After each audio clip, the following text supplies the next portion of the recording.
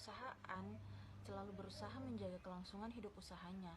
Terjaminnya kelangsungan hidup perusahaan terlihat apabila tujuan perusahaan dapat tercapai, yaitu meningkatkan profit sesuai dengan planning yang menunjang stabilitas usaha perusahaan dan didukung oleh posisi keuangan perusahaan yang ada dalam keadaan yang seimbang. Laba pada umumnya dipakai sebagai ukuran dari prestasi yang dicapai dalam suatu perusahaan sebagai dasar untuk pengambilan keputusan investasi dan prediksi untuk meramalkan perubahan laba yang akan datang. Salah satu metode yang digunakan dalam analisis laporan keuangan adalah rasio. Rasio adalah suatu angka yang menunjukkan hubungan antara suatu unsur dengan unsur yang lainnya yang relevan dalam laporan keuangan. Dengan analisis rasio, kita dapat mengetahui perkembangan suatu perusahaan sehingga akan dapat disimpulkan apakah kondisi perusahaan baik atau buruk. Analisa rasio keuangan terdiri dari rasio likuiditas, rasio solvabilitas, rasio profitabilitas, dan rasio aktivitas. Rasio likuiditas adalah rasio yang menggambarkan kemampuan perusahaan dalam memenuhi kewajiban jangka pendeknya yang segera jatuh tempo dan juga diperlukan untuk kepentingan analisis kredit atau analisis risiko keuangan. Menggambarkan kemampuan perusahaan dalam menghasilkan laba. Rasio aktivitas adalah rasio yang digunakan untuk mengukur tingkat efisiensi atas pemanfaatan sumber daya yang dimiliki, juga dikenal sebagai rasio pemanfaatan aset.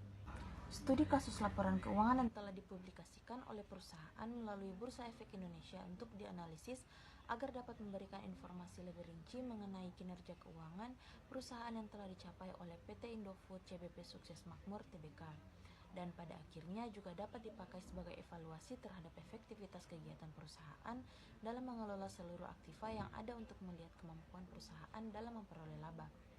Berikut ini adalah data laba bersih PT Indofood CBP Sukses Makmur Tbk.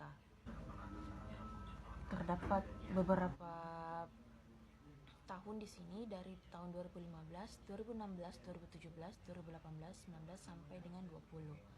Terlihat jumlah laba bersihnya serta persenan naik atau turunnya penghasilannya.